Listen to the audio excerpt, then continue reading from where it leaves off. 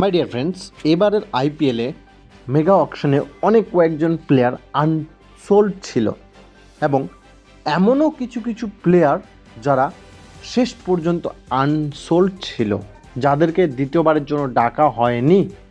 সেরকম ভালো ভালো প্লেয়ার ছিল, যেমন ওয়ার্নার, সিকান্দার রাজা পাকিস্তানের ছিল।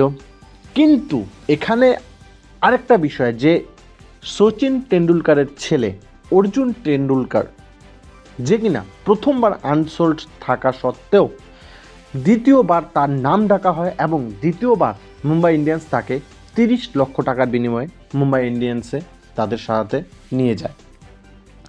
আসলে কি অর্জুন টেন্ডুলকার তিনি তার পারফরমেন্সের দ্বারা মুম্বাই ইন্ডিয়ান্সে যাচ্ছে? এটা কিন্তু একদমই না।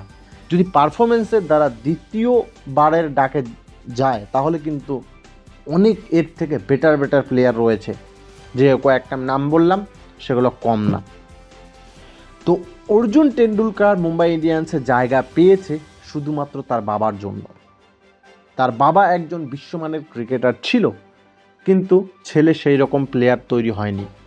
এখন করার কি আছে? কিচ্ছু করার নেই। যাতে বাপের মান সম্মানটা না যায়, যে অর্জুন টেন্ডুলকার সচিন টেন্ডুলকারের ছেলে নিলামে নাম ডাকা হয়েছে, আনসোল্ড রয়ে গেছে, সেই ভিতটাকে দূর করার জন্যই মুম্বাই ইন্ডিয়ান্সের নীতা আম্বানি এবং তার ছেলে তাকে তাদের দলে নিয়ে আসে।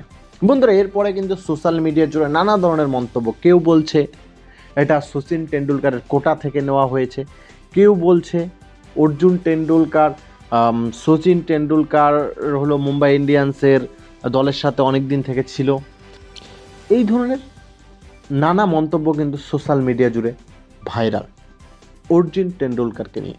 বন্ধুরা, এই পরিপ্রেক্ষিতে যে তিনি তো কোনো কারণেই ভালো প্লেয়ার হিসেবে যাননি, গেছেন তার বাপের ব্লাড রিলেশন সম্পর্কের মাধ্যমে।